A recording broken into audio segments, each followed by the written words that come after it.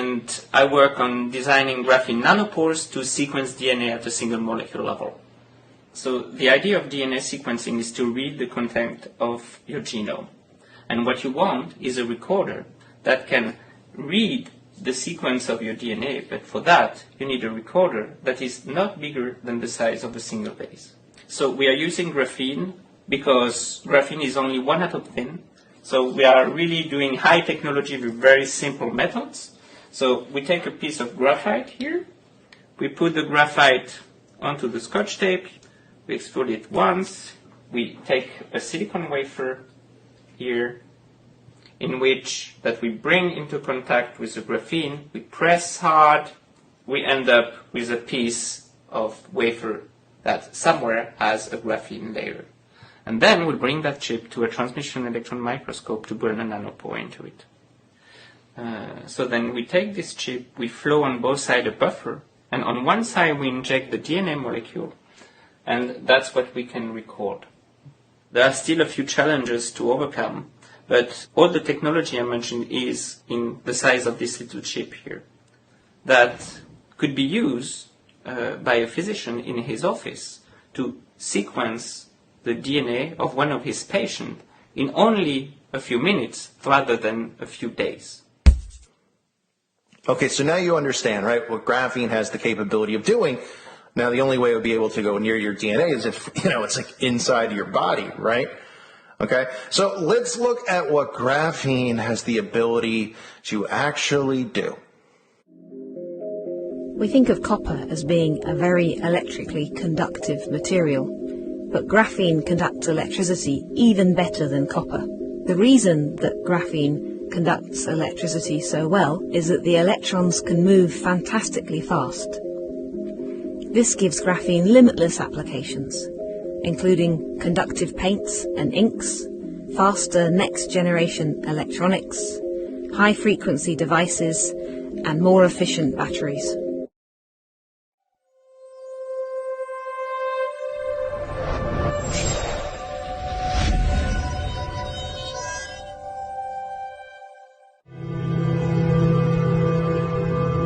We were working on experiments that we hadn't even thought of 10 years ago, even 5 years ago.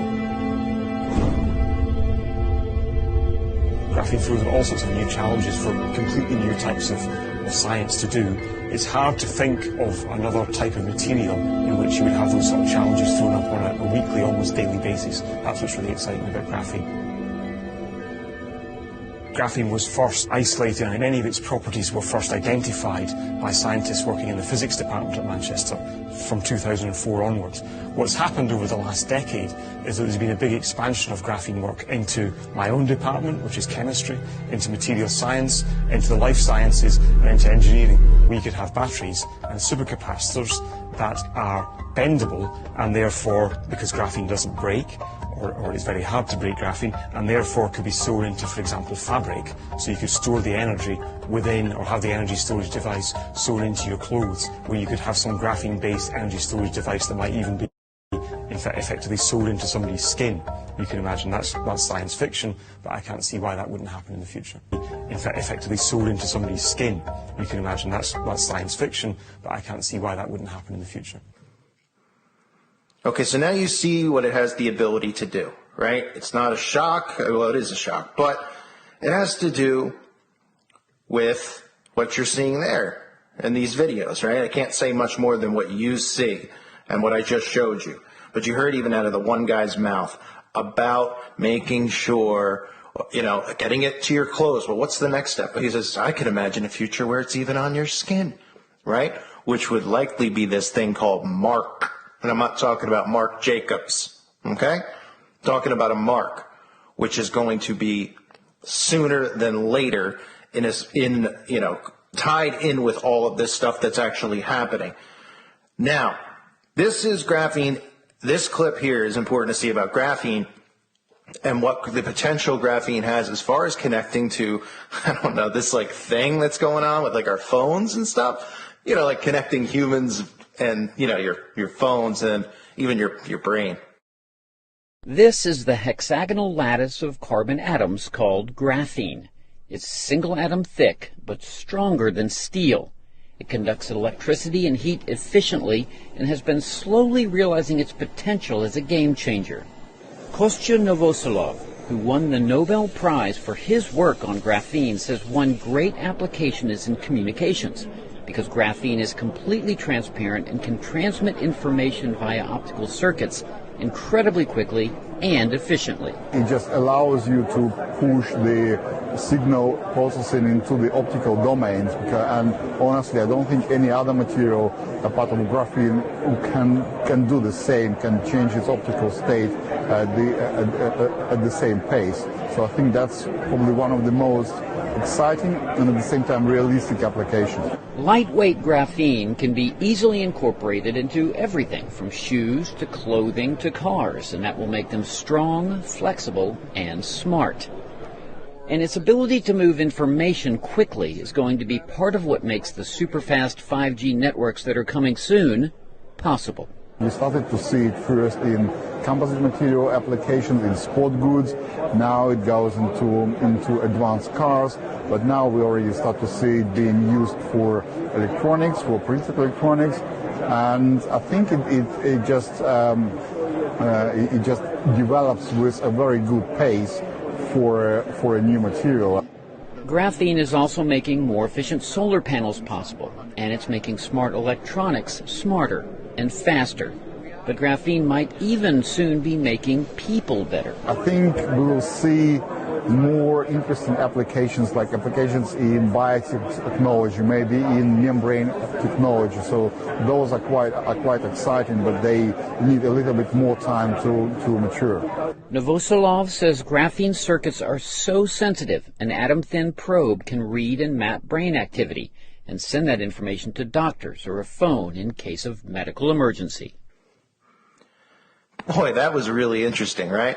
Because that's exactly what we all need. We want to be connected to our phones, connected to this network, so to speak. But that's what they want, and that's what they're doing. And that is exactly why they've been pushing transhumanism. This is why they've been pushing, living forever, immortality with superheroes and all that stuff. This has been what it's always been about for them. And the Bible speaks of this when men in the end times, many are going to seek death and not be able to find death. Because they're not going to be human anymore. Because once you manipulate this certain code in your body, well, you're not. And how would they be able to do that? You'd have to be able to get something inside of you. I couldn't think of what in the world they could possibly be trying to get inside people right now so desperately. But that would be the neat thing, right? And then let's finish it here with the World Economic Forum. Because this is the do-all, end-all, right? The World Economic Forum, I showed you the clips with the next wave here, the fourth industrial revolution, what they want and how they want technology inside the body mixed with humans. Well, this is them talking about 5G. The first thing about 5G is it's an opportunity for transformation. These technologies will form the world of the future. We cannot afford to be written out of that future. You have to keep in mind that more or less everything will change. We as an industry classify 5G as better speeds, lower latency, and the ability to connect a very large number of devices that are suited for very high-end applications. Some of the applications that are likely to come from 5G, autonomous driving, developments in the healthcare area, smart cities, manufacturing, energy. The 4G technology is connecting people. The 5G technology will be connecting objects. When we talk about global connectivity, the relevant measure would be the number of connected devices. If there's roughly 20 billion connected devices today, it's projected globally there will be 50 billion connected devices by the year 2030 alone. In order to be able to handle all of this traffic, you require a network that is much more flexible, and that's what 5G will bring. It will be machines talking to machines, IoT or Internet of Things. In manufacturing, for example, you can monitor much better all of the machinery that is part of the manufacturing process as well as the logistics. You can start to predict and anticipate where the defects will happen. And as a result, you can improve the efficiency that can translate into billions of dollars of savings for the industry. Just imagine a new scenario where everything is connected. Do we need traffic lights? We don't need traffic lights. You just speak and say, I'm going home. The network knows where your home is. The network knows where all the cars and the traffic is. The result of that ends up being reduced energy consumption, reduced carbon footprint. For many years, environmental policy relied on educated guesses and hunches. There wasn't really a very strong evidence base, and so this is where I think technology can help us far outpace what we've been doing in the past. What 5G will open up is this instrumentation and transportation of data that could really take healthcare to a completely new level. Right now, if someone's having a heart attack, there's no way of sensing that. 5G and beyond will allow the early detection well before you even feel the symptoms. 5G is going to underpin the digital economy in many countries, and that's why it's really important that we get these enabling conditions right. But I think we have a behavioural issue that we need to address. We spend a lot of time engaged with our devices to the extent that we're looking at how do we actually make people look up when they cross the road. There's one thing about being a smart city.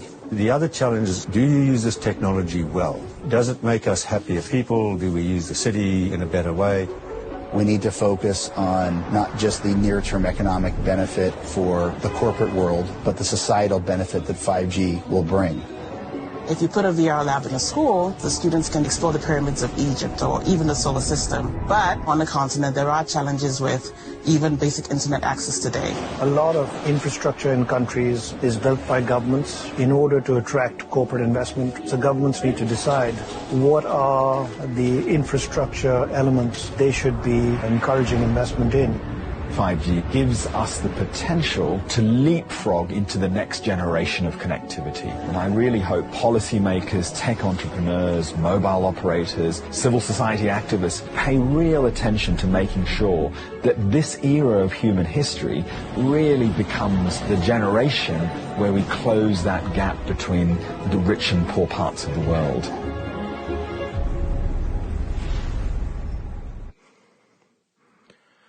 Now you can piece all of those things together, and you see where this is going? Do you understand why this is needed to be in people while you see towers and all these wonderful things going on? Because we all need faster download speeds so we can download videos quicker and listen to music faster without, that dreaded wheel popping up when the connection isn't strong enough. No, it's not about that. It's always been about connecting humans with this network. And 6G is on the cusp. And 2030 is right around the corner.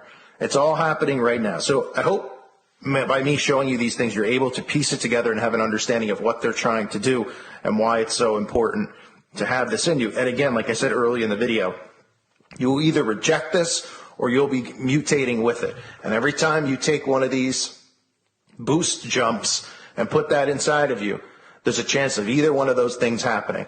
At some point, your body may flat out reject it, or your body may continue, if your immune system is strong enough, if your body is strong enough, however it's going to work inside of your body, it's either going to adapt with it and mutate with it, or it's not. And that's why it's so important for them to constantly keep doing this, and that's why we're living in a human science experiment. And we have these Dr. Frankensteins to thank, who 100 years ago, these people, they would be long gone by now, because the people would not have put up with this stuff. Your tax money going towards CERN, going towards all of these ridiculous things so that they could build this type of technology to destroy humanity. Pretty insane, right? But that's the truth of the matter. I hope you're able to figure out, and your brain was able to process this if you weren't already aware. I know a lot of you are aware already. This is just another video so that maybe you could show somebody who's not getting it, whether, you showed them a video and it didn't register or not. Maybe this will. And that's why I'm going to constantly keep trying to piece things together to try to make it make sense for people out there who don't get it. I understand why people reject this because it sounds like it's straight out of a movie, but it is, unfortunately.